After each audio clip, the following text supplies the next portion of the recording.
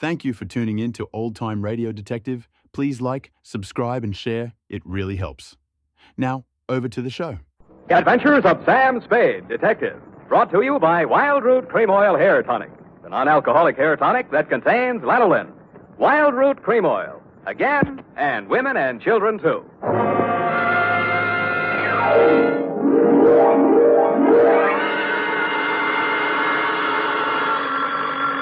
Sam Spade Detective Agency.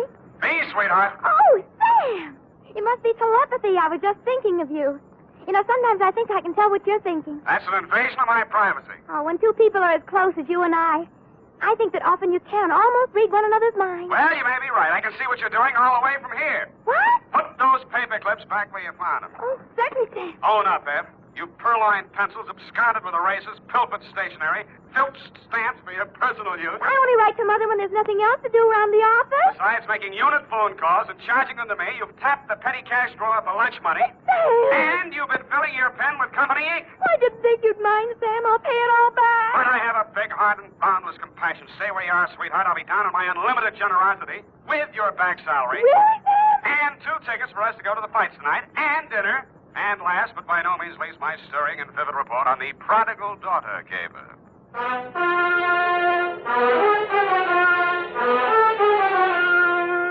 Dashiell Hammett, America's leading detective fiction writer and creator of Sam Spade, the hard-boiled private eye, and William Spear, radio's outstanding producer-director of mystery and crime drama, join their talents to make your hair stand on end with the Adventures of Sam Spade. Presented by the makers of Wild Root Cream Oil for the hair. Here's a smart resolution to make. First day back on the job after your summer vacation. From now on, every single day, I'm going to pay special attention to the way I look. I'm going to use Wild Root Cream Oil Hair Tonic. Yes, folks, smart's the word for that resolution. For Wild Root Cream Oil grooms your hair neatly and naturally, relieves dryness, and removes loose dandruff. It helps give you that successful look that's so important to getting ahead. So, if you've never tried Wild Root Cream Oil, get the 25-cent get-acquainted bottle. Wild Root Cream Oil Hair Tonic. Again and again, the choice of men and women and children, too. And now, with Howard Duff starring as Spade, Wild Root brings to the air the greatest private detective of them all in the Adventures of Sam Spade.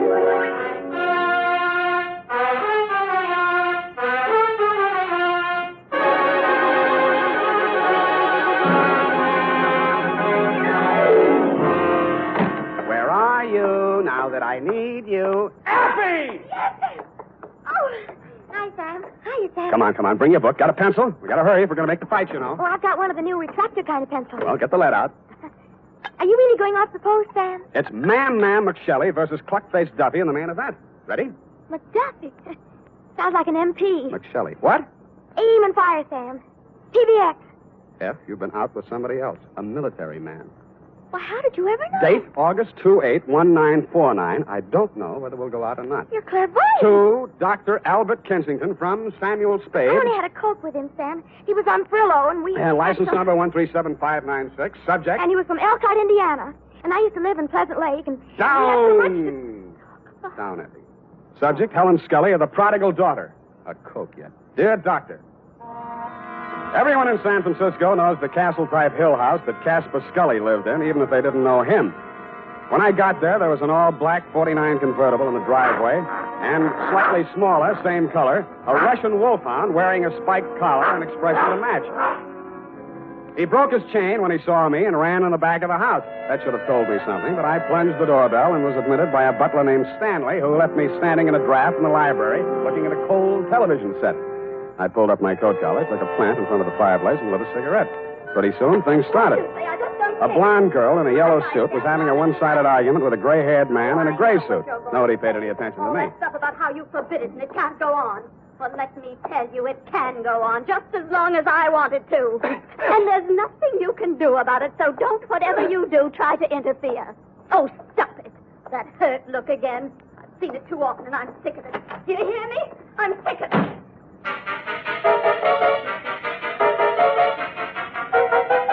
He looked mad, but he didn't say anything. I saw them walk around the garden once, shake fists at each other, and finally part. He disappeared up a narrow stairway, and she came storming back through the library. Who are you? How do you do?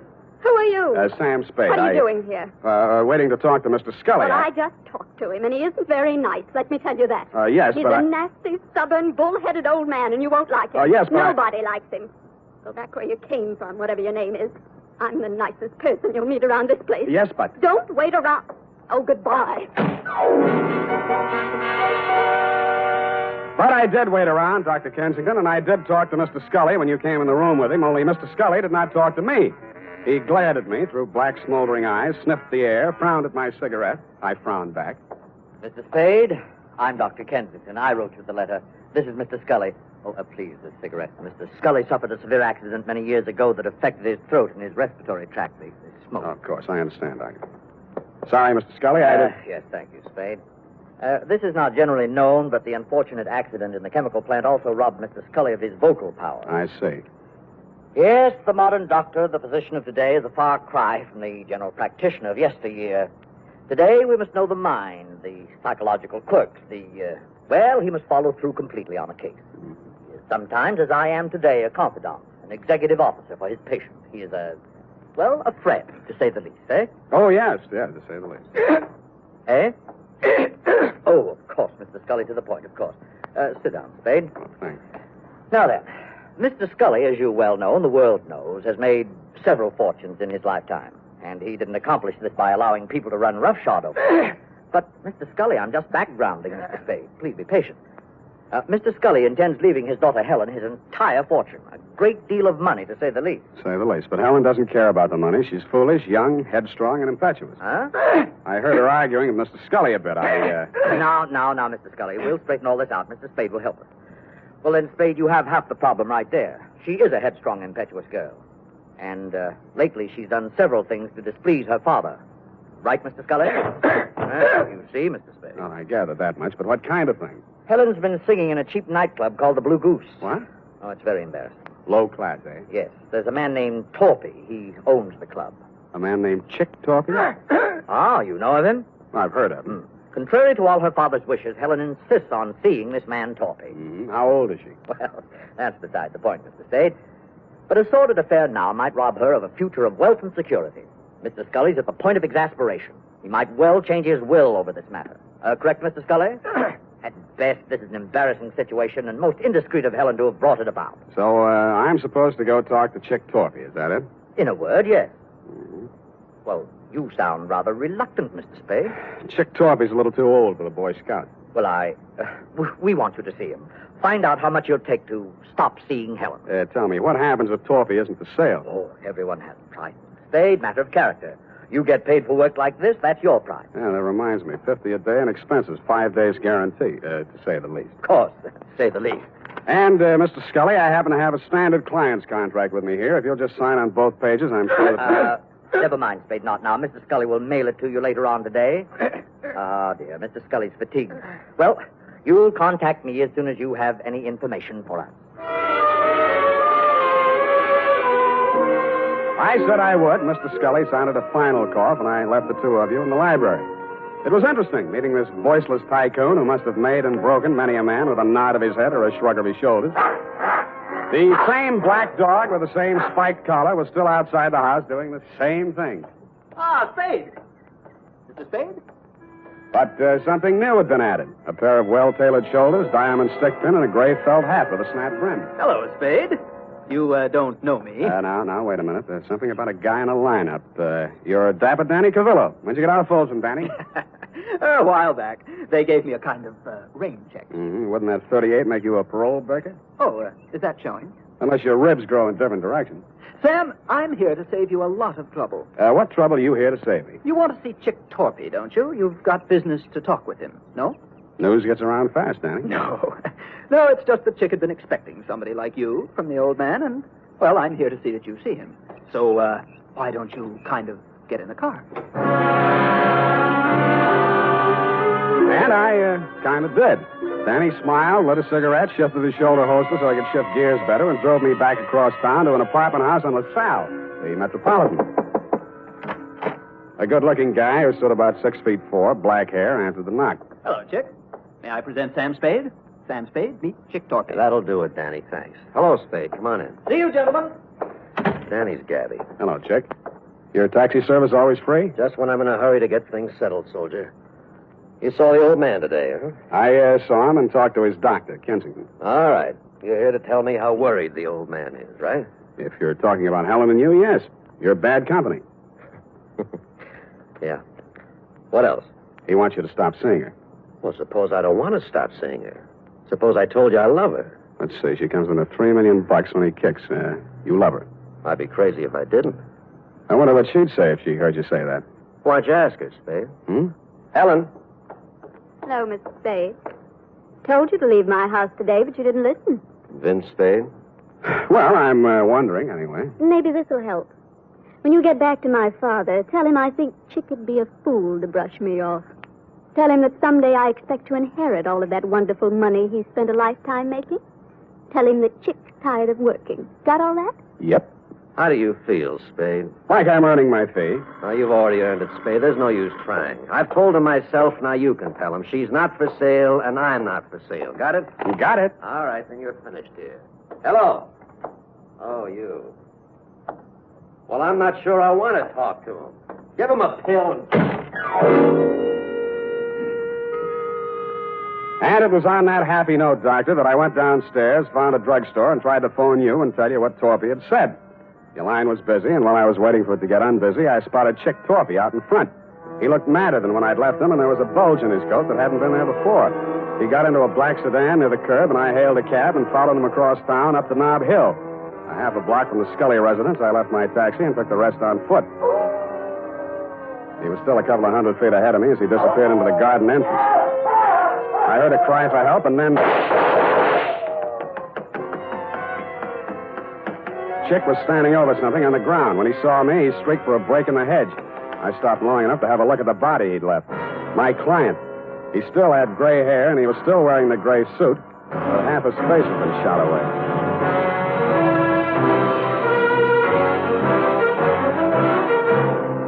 The makers of Wild Root Cream Oil are presenting the weekly Sunday adventure of Dashiell Hammett's famous private detective, Sam Spade.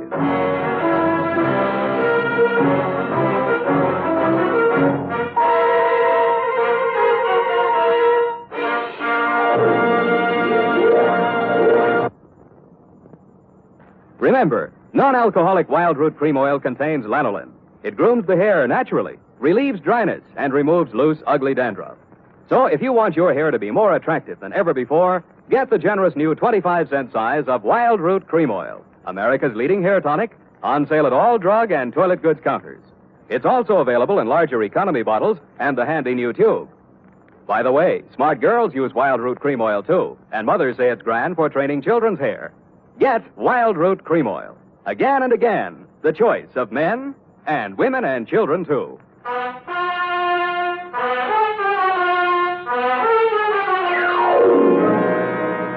And now, back to the Prodigal Daughter Caper, tonight's adventure with Sam Spade.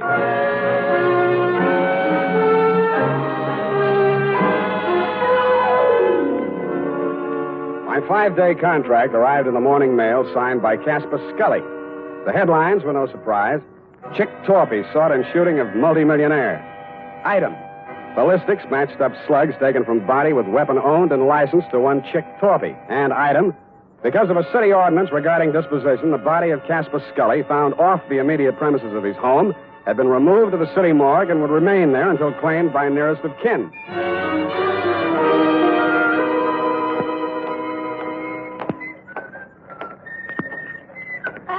Hey, Sammy, my boy. It's good to look on you. Hello, Maxie. What brings you, Sam? Scully stiff. Oh, yeah. Checked him back in. Autopsy.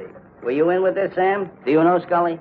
Just met him yesterday. Like I say to you before, you do collect queer ones, eh, Sam? Oh, such a mess. Woo-hoo, such a mess. Yeah, I know. I found him. They tell me he has to be claimed. City ordinance, Sam. Nearest of kin. It would be his daughter, Helen. She called or anything? No, not yet. But to get back to him, a real queer one. Maybe the tops this season. How so? Barbarianism, Sam. That's what it is.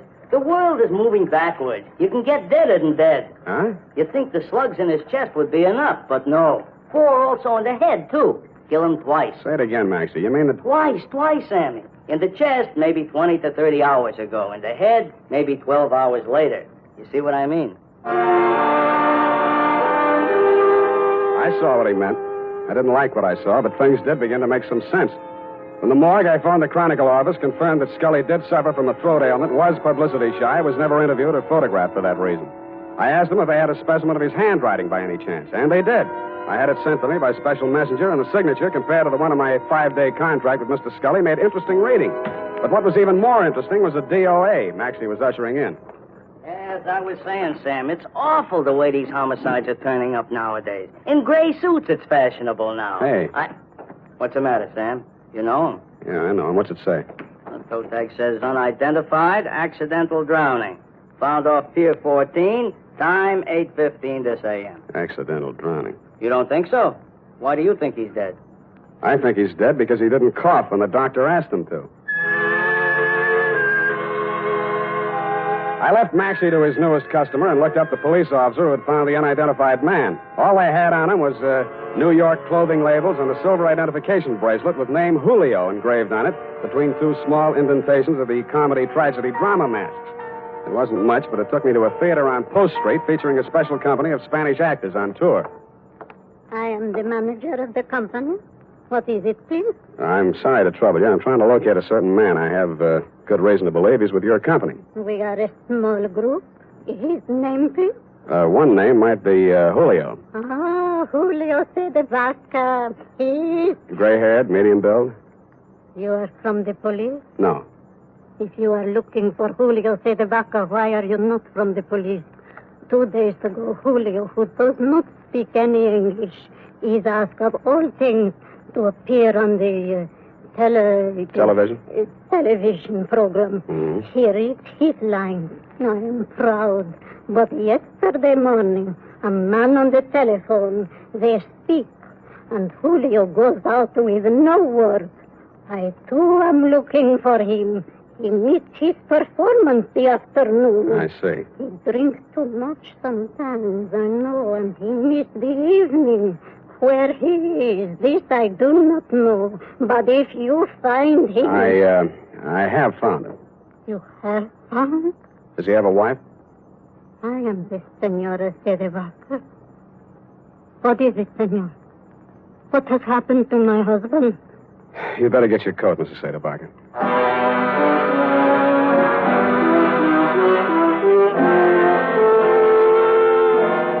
I went back to the morgue with Mrs. Vaca, doctor, and after that I went over to the Blue Goose Club.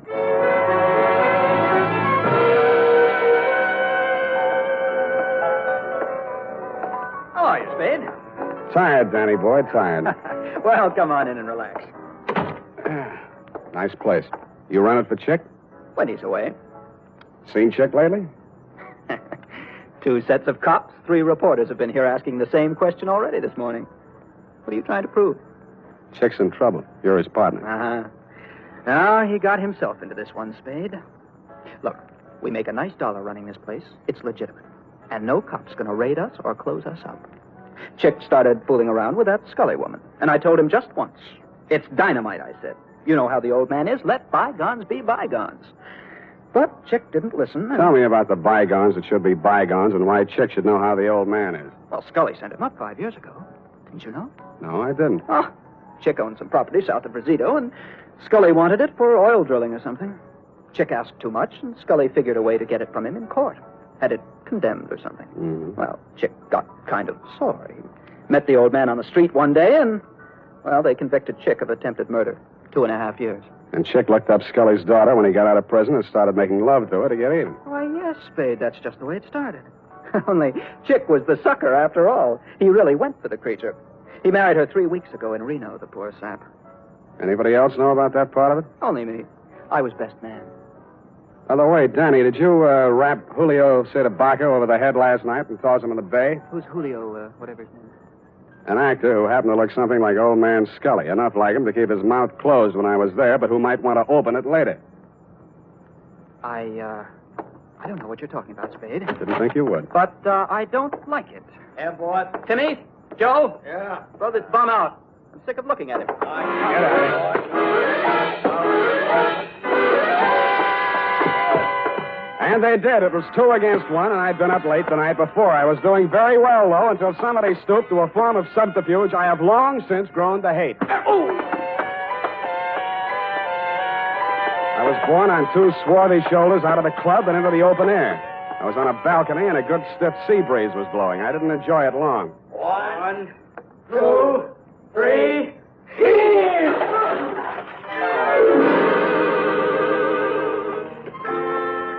The water was cold but refreshing, and I managed to swim the 5 feet to shore. And that was my limit. I hung onto a slippery piling which supported the blue goose above me and partially hid the antechamber in front of me. It had been a wine cellar once and a loading dock, I suspected, during Prohibition. This time it was a hideout. Keep your hands up, Spade. Close the door. Chick, please. Keep out of this, Helen. You're crazy, Torpy. You got this all wrong. Mr. Spade's right. There's probably a $5,000 reward out for me right now. They want me dead or alive, and you're here to tell me how wrong I am. Well, it'll be dead, Spade. They'll never take me, and you aren't going to. Listen to reason. I've listened to all the reason I'm going to listen to. From now on, I'm doing things my way. I got nothing to lose now. I'm getting out of here. So long, baby. Could have been great. He leaned over to kiss her goodbye, and that is when I rediscovered that my wet revolver, even though it wouldn't fire, still had plenty of power left. Mr. Spade, thank you. Thanks for doing that.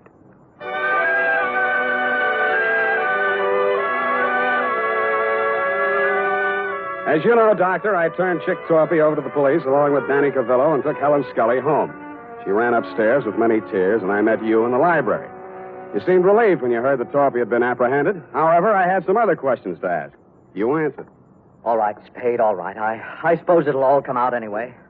2 nights ago, Chick Torpy came to the house to have it out with Mr. Scully. He told him about their marriage. There was an argument. I was the only one in the house. I heard shots, ran in the room, and found Mr. Scully dead. The marriage certificate was in his hand. I knew this would involve Helen, and so I did what I did. Oh, it was a nightmare. I hid the body, hoping to find a way, perhaps a death certificate on accidental shooting or something. In other words, you were helping Torpy get away with murder. Yes, but I was thinking only of Helen. Her father did love her. But you'd already sent a letter to me. You knew I'd be here the next morning. You'd seen an actor on a television program. He resembled Scully. You hired him for a job. You told Helen that Chick had killed her father and told her what kind of acting she had to do. Oh, it was crude, perhaps, but I didn't want you to become suspicious when a death report did show up. I intended to hire you and fire you. Only it didn't work out. I followed Torpy here and found the body. Oh, I've been such a fool, Spade. Helping a man get away with murder, I want to confess it all. I suppose this will make me an accessory to a murder. Not exactly. You mean there's a way out? There's a way out, and you were going to take it. What? I was over to your apartment before I came here. You're all moved out. The doorman tells me your luggage has been at the station all morning. What'd you do? Came here to rifle the safe? No, see, here, Spade. Stop it. You were waiting around to see if they took Torpy dead or alive. Dead, he couldn't talk, and you'd be okay. Alive, you're ready to blow town. You bumped Scully. No. Get back there. Then you did your best to hang it on a Chick. Helen thought he really did it and played along with you. You're not an accessory to murder. You're a murderer on a double count. That actor was knocked on the head before he drowned. Oh, just a minute, Spade. This can be fixed if you... Shut up!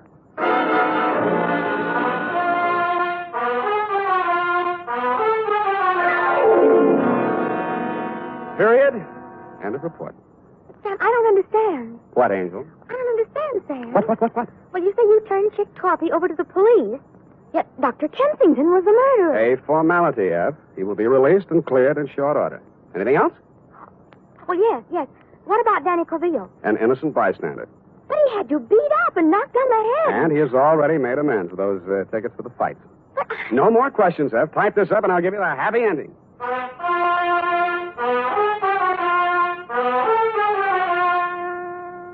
And now, listen to this.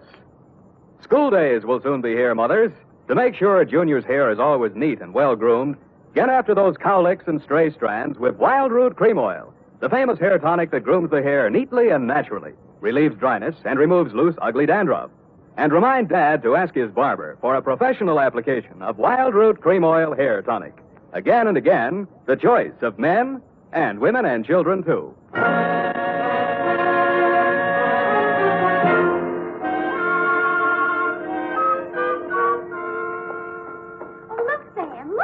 What is it? Look, Sam, look. What is it? Look, Sam, look. All right, I shall rephrase the question. What? Oh, I see. You mean the magazine look, huh? They said an advance copy. It's not even out till next Tuesday. What's it doing here? Oh, look at them. CDs. Who? Who are these people here? That's Sam Spade. What? On the radio. You know, Howard Duff. He plays you on the radio. Howard Duff. Why don't I play it on the radio? You're not the type, I guess. Yeah, look here. Sam Spade dictating to Effie. Hey, she's not bad, you know. Not bad. Oh, really? That actressy, I thought. What is it? Levine Tuttle. Levine. The name is so actressy. As Bill Spear, Spade producer, gives final instructions. Look at him. He has 9 o'clock shadow. Well, come on. Let's get out of here. Go to the fight. Oh, Sam. Then I can't say it. Say what? Well, if you're taking me to the fights, I can't very well leave and say good night, Sam, can I? Well, you can try. It's expected, you know. All right. Good night, Sam. Grins. Good night, sweetheart.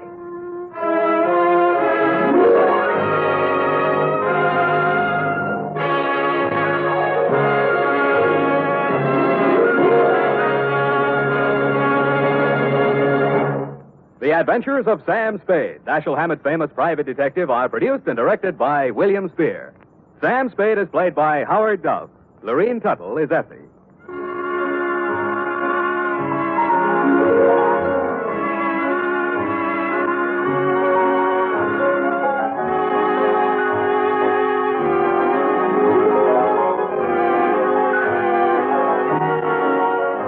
Tonight's adventure with Sam Spade was written for radio by E. Jack Newman. Musical direction by Lud Gluskin, with score composed by Pierre and Renee Garrigang. Join us again next Sunday when author Dashiell Hammett and producer William Spear join forces for another adventure with Sam Spade. Brought to you by Wild Root Cream Oil. Again and again, the choice of men and women and children, too. This is Dick Joy reminding you to get Wild Root Cream Oil, Charlie. It keeps her hair in trim. You see, it's non-alcoholic, Charlie. It's made with soothing lanolin. You better get Wild Root Cream Oil, Charlie. Start using it today. You'll find that you will have a tough time, Charlie, keeping all the gals away. Hiya, Charlie. Get Wild Root right away.